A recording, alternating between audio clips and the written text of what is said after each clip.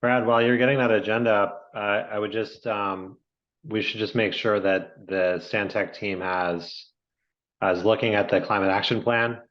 I noticed they mentioned Envision 2030 quite a bit, but didn't talk about the climate action plan, which has several mobility related items. So I just encourage you to send that over to the team.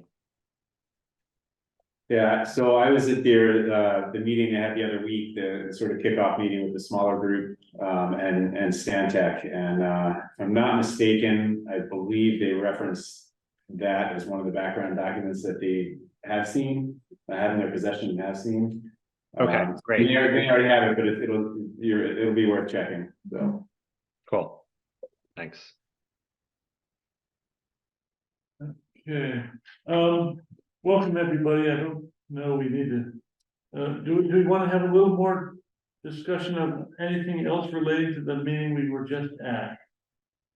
And I guess we should try to think about what's important to us with relation to the plan. Getting people out of cars is, of course, as good as getting people out of gas cars. Stuff like that. I think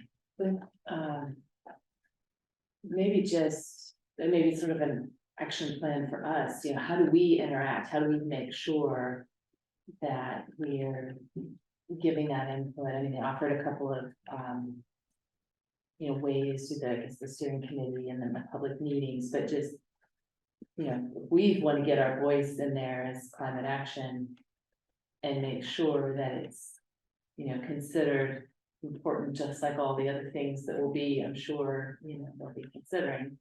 Yeah. Anyway, yeah, how else do we do that? So that's one thought that came to my mind. Right.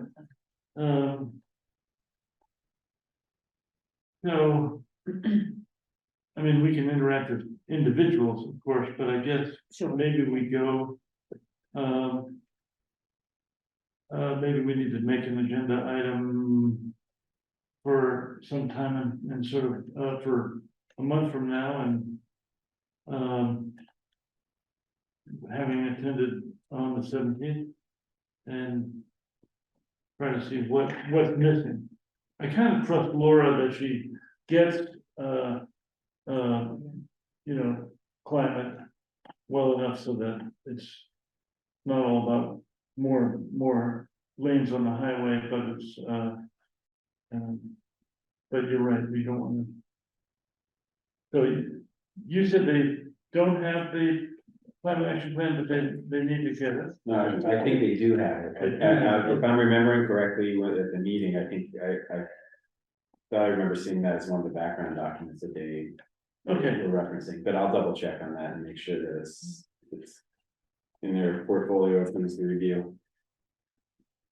Eric, are you gonna look at the survey before it goes out? I haven't seen the survey. I mean, because the survey, I mean, it's pretty crucial. I mean, the way the survey is presented, you know, it sort of encourages people to look at the future and envision. I mean, you know, so it'd be interesting, you know, if you sort of were able to, you know, review it before it went out, because I mean, there are good surveys and bad surveys, we all know, and they can really lead people down one corridor or another. So it'd be nice to have your eyes on that. Yeah, this was the first that I heard that a draft had gone out, so I don't recall receiving anything in terms of reviewing it or being asked to review it. So I'm not exactly sure who was asked to. I don't know if it just went to the committee. You could invite yourself to. So but yeah. I think that's encourages people to look at the big picture. Yeah, so I can request Laura send us the survey. It can even send one or two of us, so we don't all have to. Well, it's gonna go out in 2 weeks, and it's gotta be quick. I mean, Yeah, they also talked about a steering committee meeting in early October. That wasn't this. no, I don't think No. so. But then I haven't. you haven't seen anything about that? I'll check my schedule. They listed all those committees under the steering committee, which I was glad to see sustainability and climate action on there. But do we get an opportunity to have a liaison? seems like maybe. But Um, so we haven't heard. Well, I know that I'm expected to are. be involved in that process. I Okay. did see a climate action committee being as listed as maybe a representative. Yeah, The let's steering put committee that too, but and, or, I think it's an and. But we can clarify that too. I was a little disappointed to hear that any kind of regional transportation wasn't part of their picture. There was a lot of through traffic. I think it would be nice if, can have some, I don't know, some sort of transportation, bringing people, say, to the train stations to, to encourage public transport to other places. Now, to have it not really, they haven't really considered it, they might consider it later. Was a little disappointing to me. right, so, you think they were too much focused on just within Concord? I think that was what they said, and Yeah. when somebody asked about regional transportation, they said, oh, we might look at that later. Isn't that Right, what they said? you asked that question. So, yeah, I kind of felt like if they hear that as a priority, well, if there's enough people saying that that's a priority, then I think it's something that has yeah, focused their But attention it's on. all, So I think, and through these initial meetings, maybe in the survey, if they're hearing that, you Mhm. know, from multiple sources saying that that's a priority, then. I think they'd Right. be willing to make that a priority. I think that's what they're trying to figure out right now is what's Right. the priorities are. Although, as you Yeah, said, but I think what I'm saying is. if they aren't asking that transportation question, in then they Concord won't hear it. doesn't necessarily originate in Concord. Yeah. Yeah, that's a good point. okay. Who might plan to go on the 17th? Me and my ladies. Are you gonna join Janet on? I'm sorry? Are you thinking of joining on the 17th? 6:30. I could think about it, let me look at my calendar. Oh, Yeah, the more the Before my merrier. computer dies, it's about.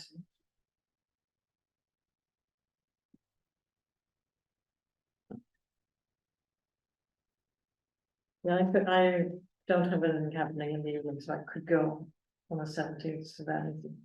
okay. Yeah, I think the more the merrier, maybe we should encourage, well, I don't know how to encourage people to go, but you can, We could set out a reminder. yeah, Yeah, maybe Monday. okay. Then, reminder. Okay.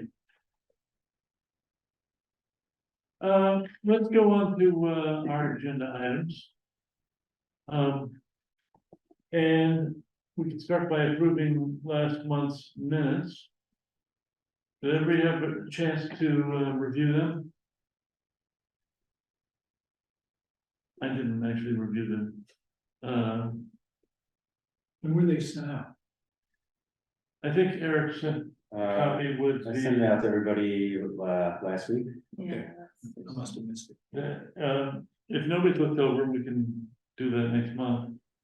I've reviewed them if that helps, but I took them. I don't know if that counts. I did see one reference in there to where and correct me if I'm wrong, Gavin, it may have been that you weren't sure of somebody's name, so I think you were referencing them by a blue shirt or something. Yeah, that's correct. I forgot who exactly it was. Well, I don't know if we can identify who that was, because I could, Sure. just based on my memory, I was having trouble remembering who that might have been. I didn't know if it was, I was assuming it wasn't somebody on the committee, that maybe it was a member of the public or something. Yeah, I think it might have been. Was it Mike who was there the last time? Is that if that's something? He was a Mike. Mike McDonald. Yeah, I think it might have been him. Okay, so maybe, maybe I had the impression it was a woman, but maybe I just read that wrong. Okay. Oh, maybe I missed it. We'll put them next week. Sorry, next month, Brad. Let's do that. Yeah, yeah. Okay, and next meeting would be scheduled on the first Tuesday, which is probably election day. I don't believe there's an election this year. It is, yes. Um, I don't know if there's an election in town. if there's no I don't election, think there is. it's not That on. came up with sustainability coverage this morning, no Yeah. election, Yeah. Okay, but somebody said, no. good. So, That's what I'm trying to remember. it'll be on election night. And thank goodness there's no election. Oh, it's getting close. So let's see, I sent the chair's update. And I wasn't sure I would actually be here. I don't know, does anybody have any questions about it? I might like to highlight some of my thoughts on the campaign for next year and pose this. So I was very I mentioned in the update the meeting we had, the Mass Energized meeting with the different communities doing stuff, and it really made me think for residential engagement. It would be good to have a campaign where we could do lots of different things, but I'm thinking something that involves energy audits, weatherization, encouraging deeper weatherization than the minimum, and heat pumps. And you know, with the last campaign that we did for CSEC, well, we did some work one year on getting people to sign up for energy audits, but there was no follow-up. I'm thinking of something that was more like the Heat Smart campaign we did in 2018, where there was a lot of follow-up. And of course, that means a lot of work. So we have to decide what we would be able to do, what's worth doing, what's be able to do, and who else outside the committee we could involve. Because I don't think we could do the whole thing us, but we certainly could run something. And lots of ideas that we could do. But I mean, to me, setting a goal of having some number of households weatherize their homes and either install heat pumps, maybe make a pledge to electrify their home. Something like that would have a big impact. We could have, you know, a good impact on a campaign like that would be a couple hundred homes get work done. Now, it's a lot. It would be a lot of work. We'd have to plan something out and you know, discuss it openly, what we might do, whether we want to involve vendor selection, things like that.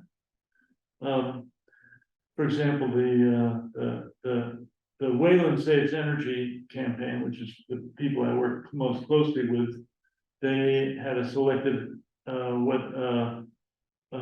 Mass Save contractor do the energy audits, and by working closely with them, they knew who got them and whether they were you know, proceeding to get work done. Did you take part in that? I was, yeah, initially, I haven't been as involved lately, but I was initially involved with getting Right. it off the ground there, yeah, Right. as a resident. Right. Residents are important. Yeah. So I'd like to spend some time this month. Maybe meet with Jan at the light plant, because anything would have to tie into the light plant. They do the energy audits, or they provide the energy audits. So if we want to do something like a little enhanced energy audit, we'd have to work it through them. Jake. I Yeah, see Brad, you. thanks for bringing this up, and I really like the idea, and I think you had this in your notes about, you know, Acton, how they were targeting oil heat customers with their outreach for efficiency upgrades and heat pump conversion.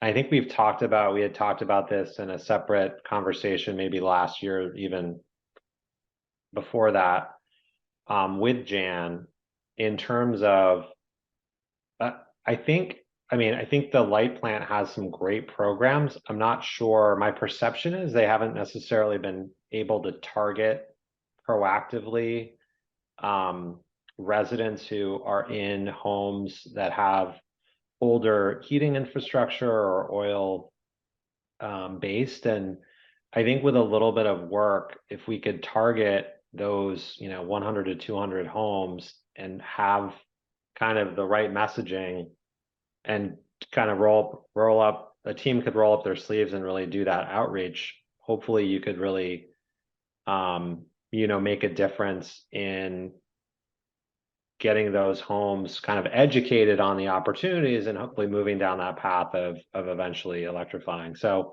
I think it could be really effective if it was structured correctly, but I think it has to be in close collaboration with the light plant, given the control they have over it, and they have to be aligned. But I just haven't seen that proactive approach, and that could just be me not being close enough to it, but that's kind of my perception right now.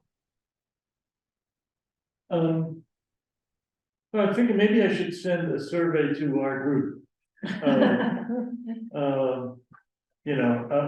the idea, I've thought more about this on my boat trip. I have too many ideas. It would be way too much to do. So, but as a committee, we should think about, what's important, what could we do? What kind of time do we want to put in, stuff like that. So I think I should send something out to everybody, get their feedback, talk to people individually, and try to get something together for a month from now. It's gonna take some money. So we would have to figure out how to scare up some funds. Whether there could be some small amount of town funding, or individual funding or something. But in order to, I think it takes outreach through social media, and it takes lawn signs, or it takes whatever it takes. Have we ever, maybe educate me, have we ever done any type of survey as to why people don't make the switch? Do you have any? We certainly, I mean, he's smart, we certainly got some of that. Now, it wasn't, we're not like real marketing people and as good at tracing it down, but we certainly learned what some of the barriers are. You did, okay. There's cost, but there's also, all these houses that are different. There's, it's too complicated, I don't wanna. I guess my thinking was, we sort of had already done some of that homework, or we had a good idea of, sort of what the barriers are. I'm not a residential engagement guru by any stretch, but like, I don't know, just like kind of looking at those two things, it's like, what are the reasons people don't? And can we kind of target our engagement towards that, in some degree? I don't know what that is, I don't have that in mind, but, like, if it's, I'm just using an example, if it's cost, if that were the thing. Could we kind of target our messaging towards, that issue, to help people with more information, that might not still move the needle, but. Let's try to, just a thought. let's try to bring some of that information together. Now, Jan certainly has some of that information. Does she? I vaguely remember when we were encouraging people to do energy audits before. We was telling people if they didn't have gas, then they needed to go to Energy New England for an audit, and that was a free audit, Yeah. but they didn't really do anything. And if they had gas, they could go to Mass CDC and get an audit and then get some free work done. Right, Is that the model that still applies? I think that's the model that still applies, it's Mass Save and not Mass CDC. Mass, but, yeah, sorry. And one of the problems is, when you get a Mass CEC audit, the person who does the audit says, okay, and we can also show up and fix these things and it won't cost you anything. Right. That breaks down a big barrier, Mm-hmm. whereas the E&E audit you get says, here are 10 things you can do. No good. Now you can go find someone. Do it. And you'll get it, you'll get, subsidized interest prepayments or whatever, yeah, they give you Right. those options. Well, it's that, but it's also, how do I know who to call? Yeah, Just picking up the phone is a big barrier. So maybe we can talk to Jan about somehow, that's why I'm thinking about a contractor chosen through an RFP or something, which is not a simple process, but it's something we could do. Have a couple of contractors that do different sorts of weatherization and. yeah, but you don't, I just had my whole house weatherized in my first audit, they said, oh, your house is insulated, it clearly wasn't, there was nothing in the walls. And then second of all, the guy who said he would get back on rebates never did, so, Yeah, and so the fact that somebody's going to do it doesn't mean they're actually gonna walk you through to the rebates anyway. So if you're going to say these guys are gonna do it, we better be very careful, because they might not, and you have to be careful. right. Because they're busy and it's not to their benefit, doesn't help them any, and they don't have enough of them, that is my understanding, of people willing to do audits. They've just sort of, hired a bunch of more people who will be, who have the authority to do it, but there's a lack of people to do this stuff. Gavin has his hand up. Yeah, I was just gonna ask, it's a bit tangential, but do we currently have a ban on new fossil fuel projects, whether it's like a natural gas pipeline in Concord or anything like that? We have a sort of a ban on new homes with fossil fuels starting next year. Yeah, but if a natural gas company wanted to expand the gas pipeline, let's say to capture the oil, the homes that still burn heating oil, there's nothing preventing them. I think there's nothing preventing that.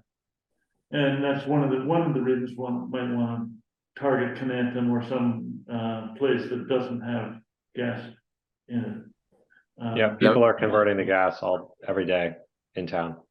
That might be something to look at. I would definitely be more of the stick approach as opposed to the carrot. But maybe, as we think about how to transition people, maybe we don't give them the option to go to gas, if that makes sense. That could be something we look at as a committee, maybe for even this year's warrant. I mean, we could talk about that at a future meeting, add to the agenda, but it could be something worthwhile. Okay. Yeah, I mean, in theory, like Brad said, once, assuming that we're fully approved to do the pilot program, with DOER, then it really shouldn't be an option regardless of infrastructure, for new construction anyway, to have fossil fuels. So, and I don't, certainly no expert in it, it might be challenging, to go up against the utility, in terms of their abilities to, go where they go. I mean, I'm not saying, it's not something worth looking into, but it might be a pretty uphill battle for, a town in that regard, in terms of saying you can't put any new infrastructure in our town.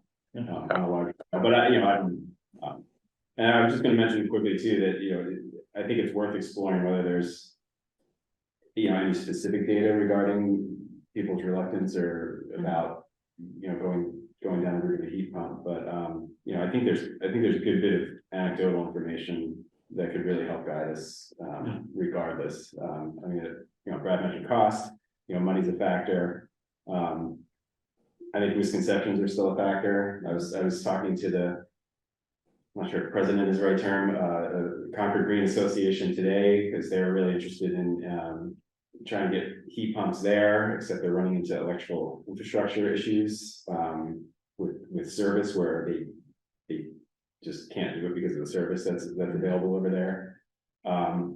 But yeah, there's also a building over there, a farmhouse that they want to convert to heat pumps, and they're getting pushback from some people, you know, in the community who are just going on these misconceptions that heat pumps can't function in the New England winter. You know, there's common misconceptions, so I mean, that's, you know, an education thing. And then I think there's also the timing is an issue. You know, people don't. Yeah, how do you get around the timing issue where people don't really want to be proactive about something like replacing heating system? You know, they typically wait until they have to, and then it's not good to do it on short notice. And you know, so again, that goes kind of back to the education, but you know, that's something as well where timing, like again and again, I see come up as a factor with people where they're like, yeah, I would have considered that, I would have thought about that, but I've got to, you know, replace this in the next few weeks, you know, because winter's coming and I don't have a choice, you know. So. And there's mentioning that the anecdotal information is probably good guiding. Yeah. Jeremy, do you have another question? Yeah, I was just gonna say, Eric, to clarify, you said the fossil fuel free building code covers new construction. Does that include, would a natural gas hookup be new construction or not, do you think? No. Like converting from. Yeah, converting, let's say, to oil, from oil or propane or something to natural gas. No, it's really just new construction. And new construction. I mean, I'm not super well versed in it yet, but I mean, you know, new construction and some of this may come down to, you know, existing code or and some of the code program, but at the state level, but you know, if somebody comes in and does a full tear down on a house to build a much bigger, newer one, I mean, that's probably going to fall under new construction. If you're doing a certain amount of it. But yeah, it doesn't okay prevent somebody from switching, you know, from oil to gas. No, yeah. Regarding next year's town meeting, we could think about and see if any other communities have done something that discourages or bans connections. That would provoke that might provoke some backlash. But well, one thing, what we can do that is impactful, that has a good chance of working. Yeah, I was just gonna add as well that, you know, any natural gas connection sort of takes away revenue from CMLP for any other expansion to making CMLP in our local Concord grid more resilient and greener. So, I mean, if we get more people with electrified heating, that's more money for CMLP versus going out to is it Eversource for natural gas or National Grid? So, Okay. We can move on. And but I get some excitement about this. Eric, do you have any comments on your director's report or anything to highlight? Not much. I'm trying to remember whether the Concord Business Partnership meeting that we held, I can't remember. I think that happened since our last meeting. So yeah, we held the meeting with the Concord Business Partnership here in the townhouse in the hearing room. So there was CMLP was there, National Grid was there. The owners of 300 Baker Avenue gave a brief presentation about projects they're working on for that property to do upgrades. And then the light plant took a couple of minutes to talk about their thinking moving forward with increased electrification in town in terms of the existing infrastructure and grid. And then CMLP and National Grid both talked about rebates and incentives for different efficiency projects. So I think it was well received. We got a bunch of questions. I've had some follow-up since through the partnership with some business owners who were looking to get in touch with National Grid for things that they're doing. And so, you know, overall, I think it was a success, and we got some good feedback. Also, just want to touch on the EV event that just happened this past Sunday, which again, I think was a very big success. And kudos to CMLP and Energy New England for taking the lead on that and organizing that. It was a lot of logistics. There were about, I think, 12 dealers were represented with vehicles, and then there was probably about 15 to 20 EV owners who came as part of the showcase, where people could come and talk to them and see their vehicles. The dealer vehicles, people were doing test drives on those. Everything from affordable, relatively affordable, Chevy Bolt to a incredibly expensive Porsche were represented there for test drives. So it was a full range of EV options. But it was great. I think we had about 150 registrations. So that overall there was probably 200 to 250 people who probably came through the event that day, based on my best estimate. So and weather was great. So it was a great turnout. Yeah. So I think I just saw something today saying there's only like 2 weekends since Memorial Day that we didn't have rain this summer. So yeah, we had great weather. So it was a really good event. A lot of great participation and a lot of interest. And hopefully a lot of people will be following up. CMLP was there talking about rebates and incentives and doing it at a checkout table as people were leaving. So hopefully people got a lot of great information from that. Yeah. And then as far as I'll just touch on grant opportunities, since that seems to be on here. Just found out that the EPA electric school bus program just announced that they have another round of funding that's opening up. The deadline is January, and this will be the lottery format.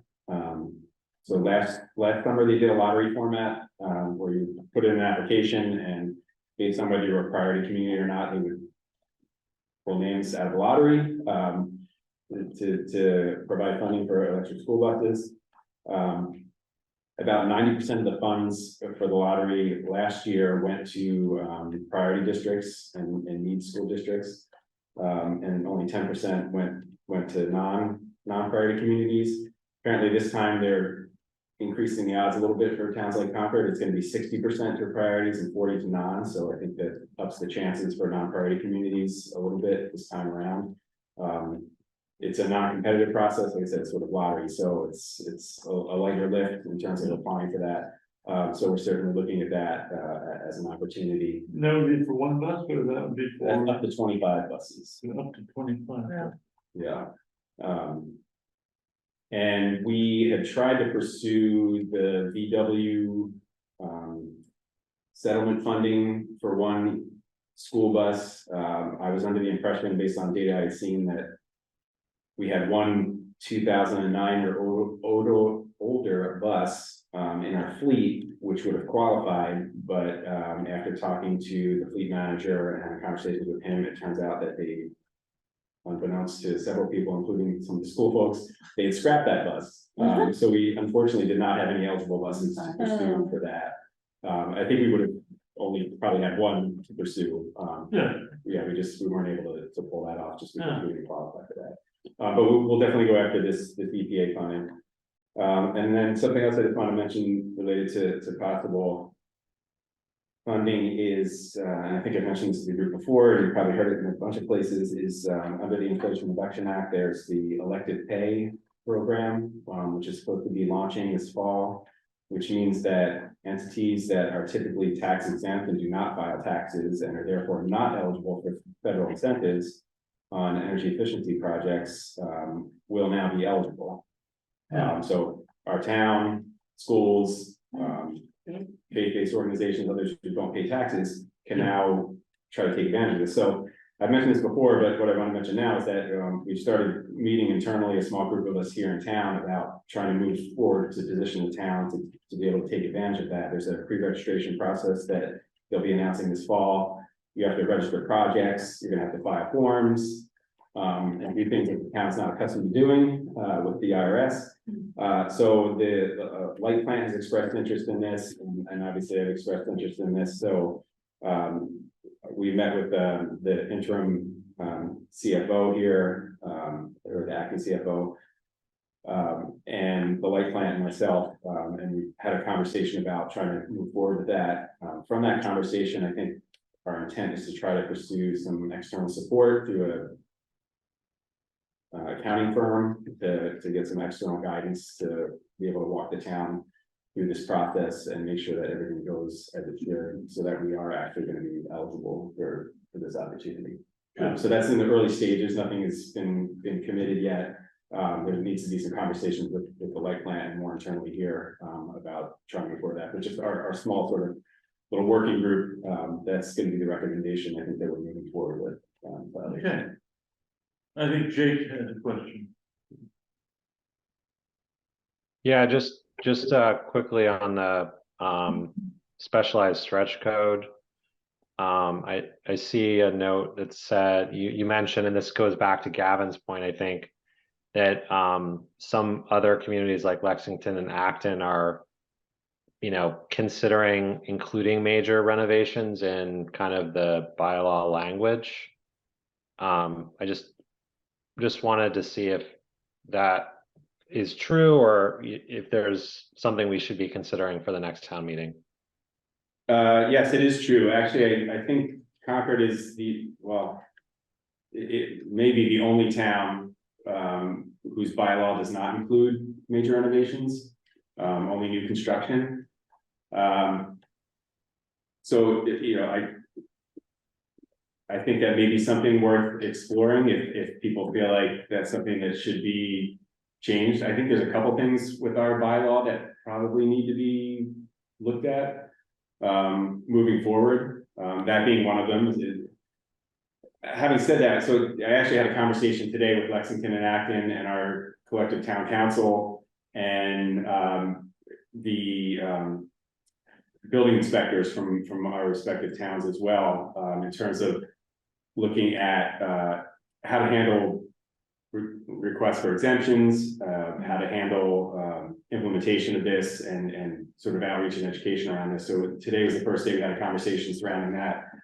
So there's some questions in the building departments. I think some of the building inspectors in other towns were envious that we were only focused on new construction, because I think they feel like their job is going to be they're going to get a lot more challenges on major renovations and requests for exemptions. But it's worth discussing and thinking about, whether that's something that we want to, possibly give a year to see whether, like, how it works here with implementation and how it's going before we would move forward with trying to change it, since it's not even effective yet. Or, whether people feel like there's a need to push for that now, to try to capture some of that.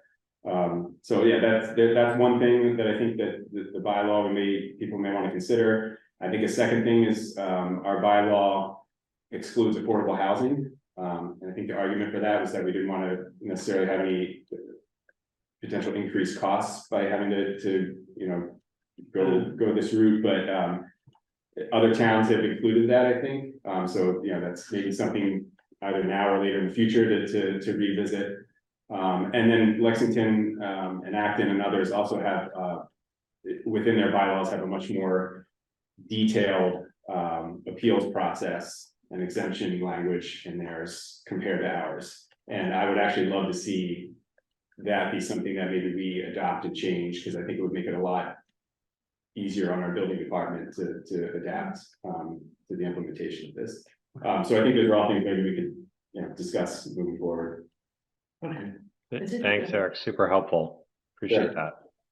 Just to confirm though, the bylaw we're talking about is the fossil fuel free, Yeah. correct? And because I thought the. Sorry, That's what I was requesting. Yeah, I'm sorry, maybe I did, sorry if I confused that, but yes, so the specialized stretch code is, Does include an affordable housing.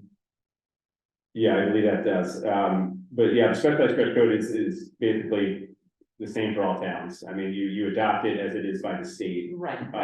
The fossil fuel demo program, which I was just referring to, each bylaw for the 10 participating towns is probably a little bit different, based on the towns and how it got passed. So yeah, the differences I was talking about were for the fossil fuel free demo program, but the specialized stretch code is Yeah, implemented the same across all towns who adopt that. Yeah. okay. Let's move on. Item 5 on the agenda was discussion of the meeting, the first half of the meeting, which we kind of already covered. We didn't decide whether or not to have an official liaison to the Transportation Advisory Committee, which is an extra bit of work.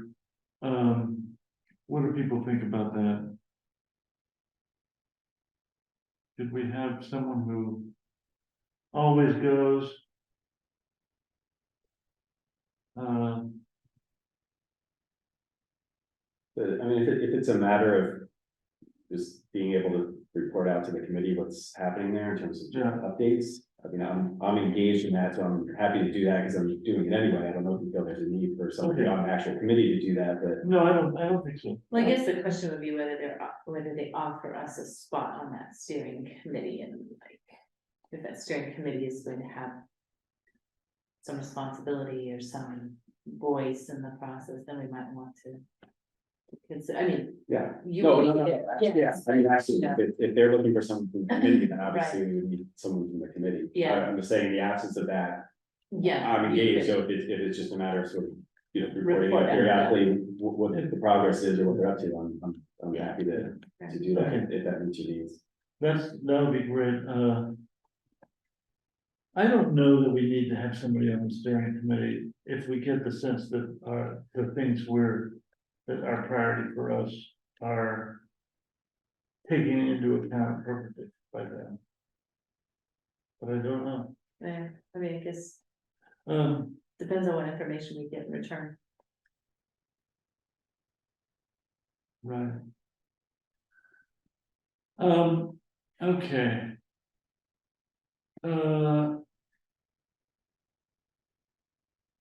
So the next thing on the agenda was the MBTA Communities Initiative.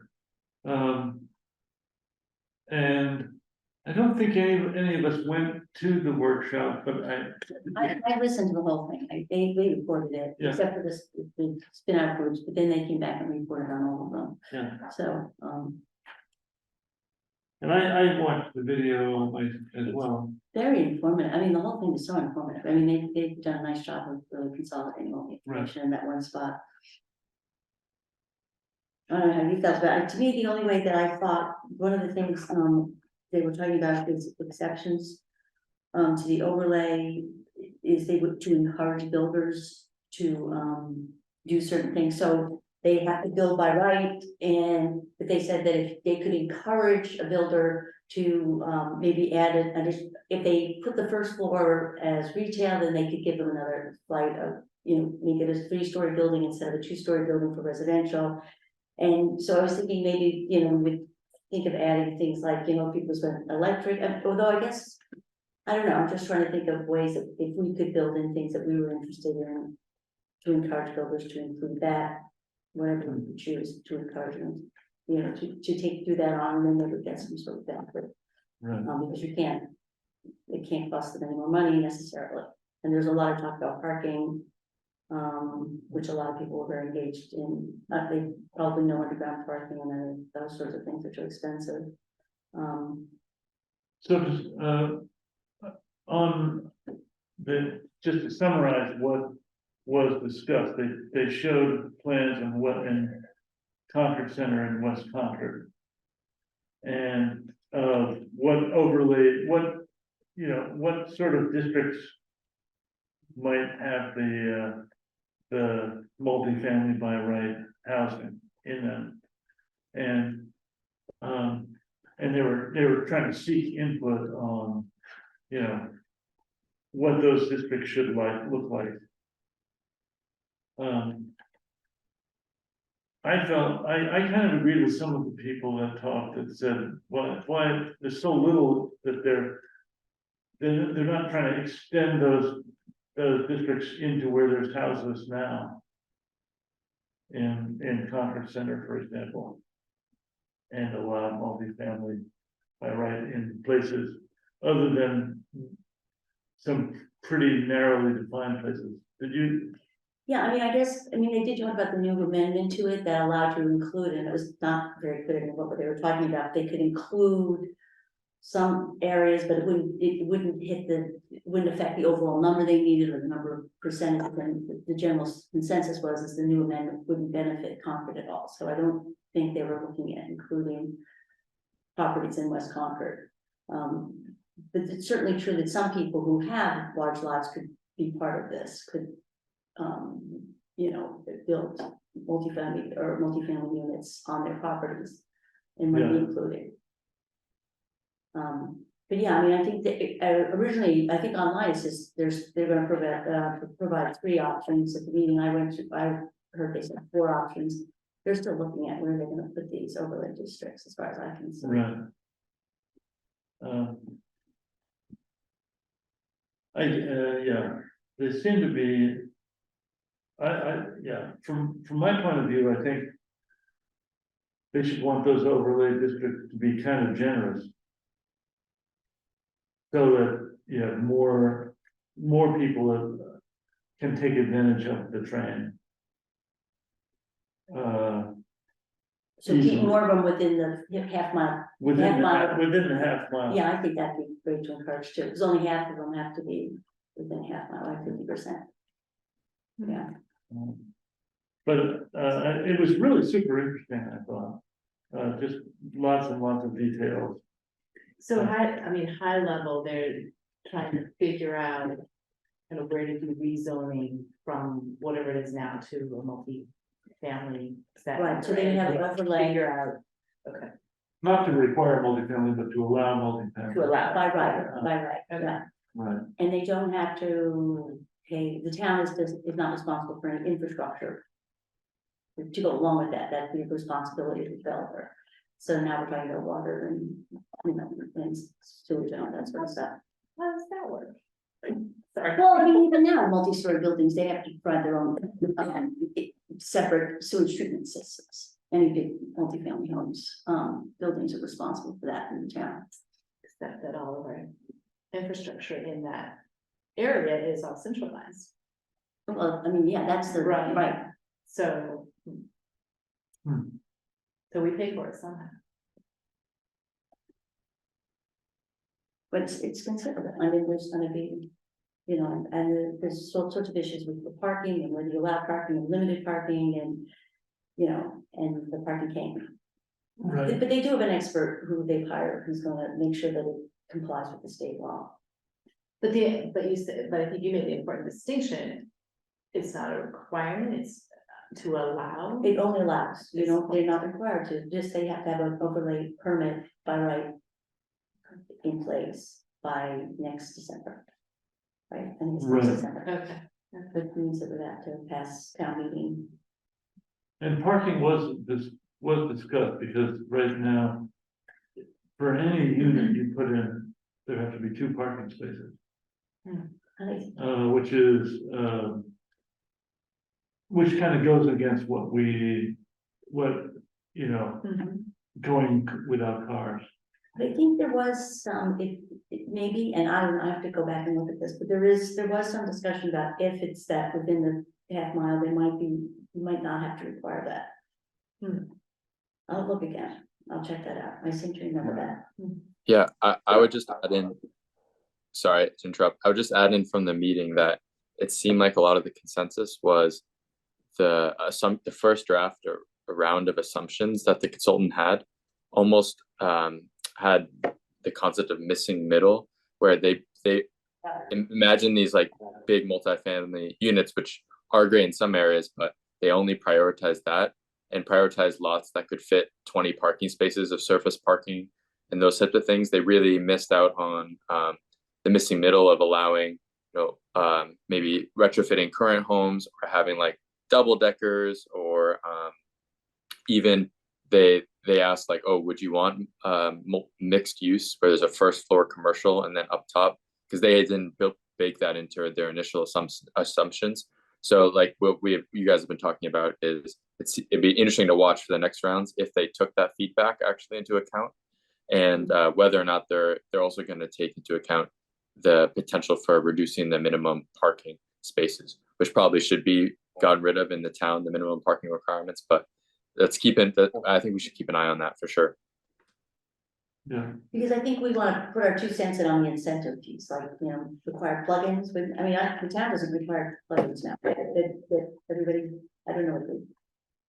Does new construction have to have any, plug-in? Yeah, There's, I don't know if there's a requirement right now, but there will be with the new codes. so there will be, new code. Yeah. So this would be required with the new code then too, right? Yeah. So it doesn't matter, okay. Yeah.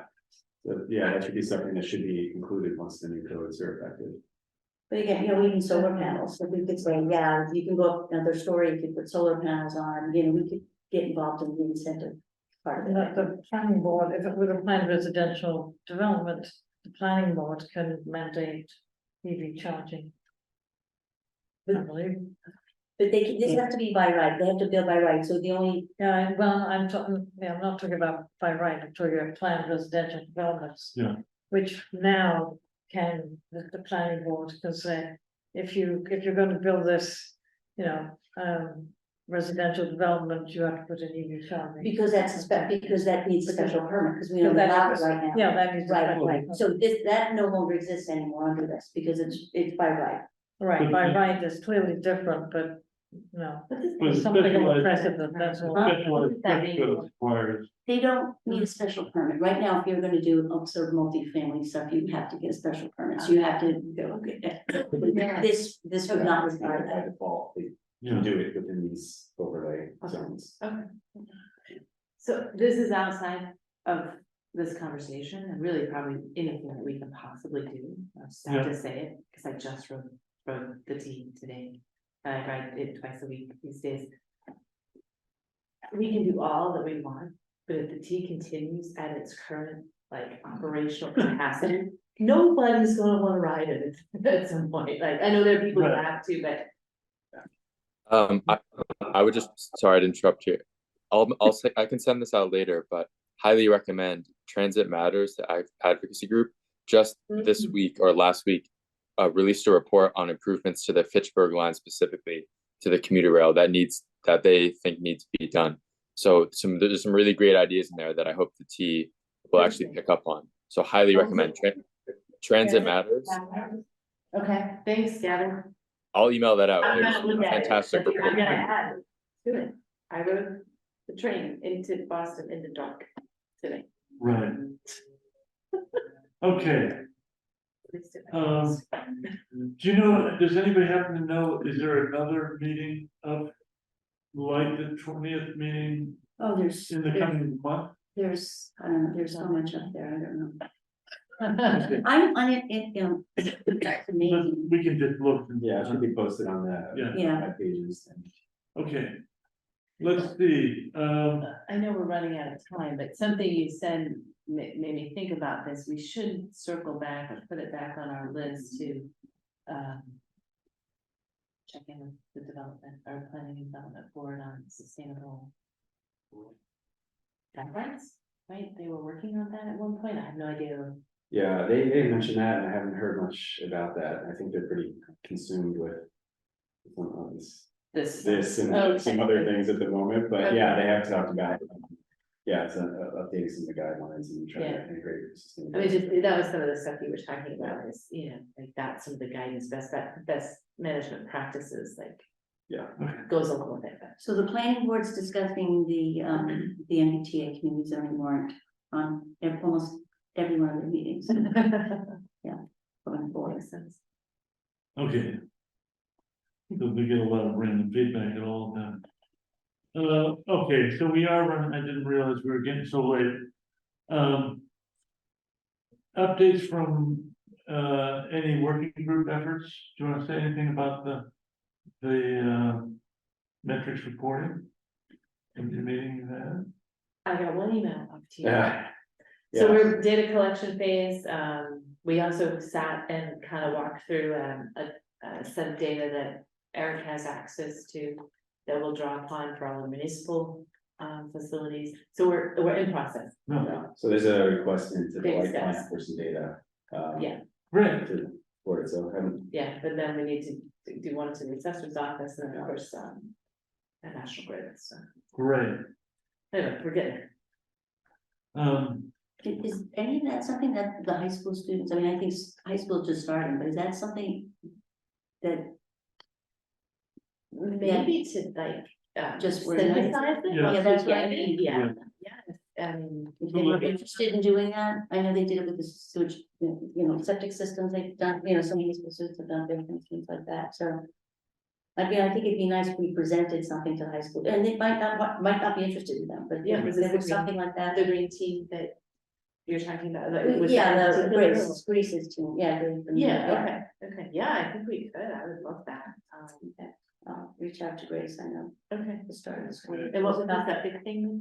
I'm just saying, if by us, there was a group of students who were interested and they worked with the health department and went through who had aging septic systems and who didn't. I mean, it was just something they were interested in. It was just great. It was great for them, it was great for the health Yeah, department. They worked as a team. absolutely. okay. I don't know that we didn't do that much, we haven't had a chance to meet about residential engagement other than to participate in the Ag Day. Was that before the last meeting or was that? After we did that, thank you for participating. It was Grace and Eric and myself and Gavin and Bev who brought the tent, set it up for us, took it down, took it away for us, which was great. We got a few folks coming by asking questions, some Yeah, kind of out I there. think we've got to find some fun giveaways. Yes. That attracts them. Or fun infographics that we can right. Yeah, share with folks.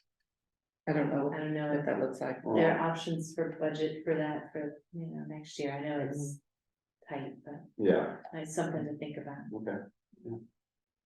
I went to this conference. I'll be brief, all about public works, and these people were giving away little stuffed donkeys with the most random thing, but it got people's attention. I went to the booth because they had stuffed donkeys. What's that? Sounds partisan. It was not. It was. They were pink.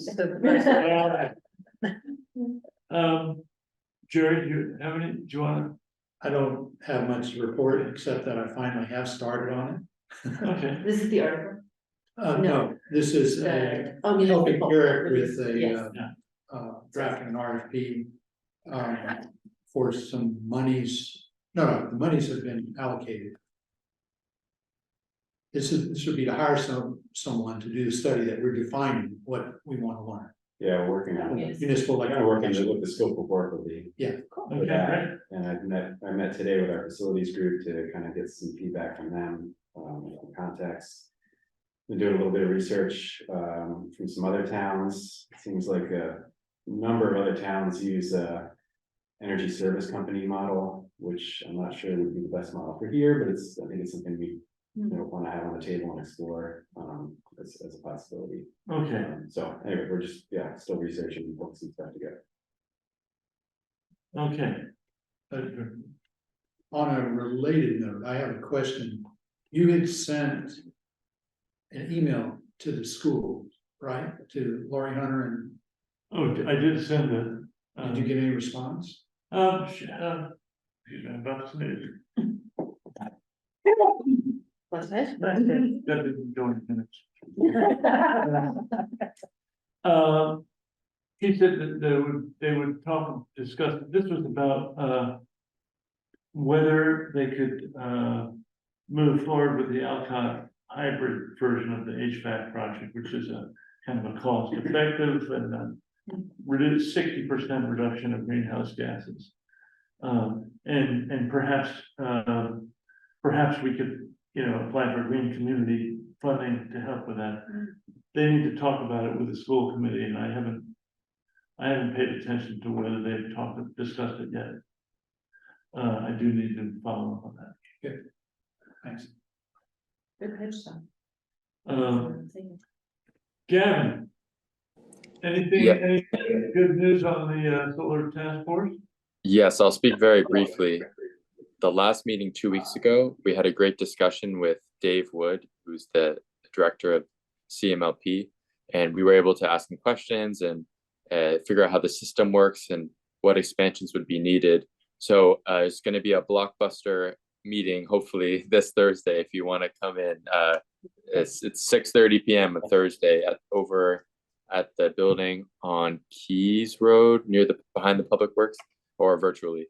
We're going to be going through and actively choosing the potential sites in the near term that we would want to build solar on that fit the bill of being relatively inexpensive, relatively uncomplicated, and ones that can fit on the current grid in terms of not blowing up or overloading the bus bar in that certain area of town.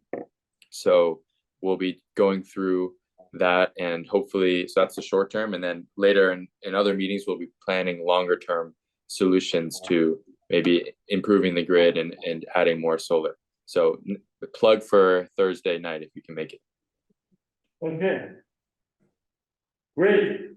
So you guys are meeting every 2 weeks? Yes, every 2 weeks, Thursday, 6:30 p.m. Okay.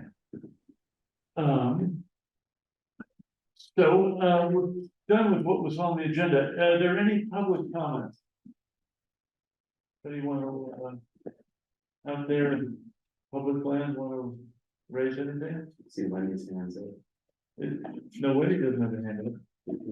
Oh, there's a hand Hand up? at the bottom, Bottom right, right. is that a hand? Wendy, is that a hand? Oh, that's a cursor. Apologies.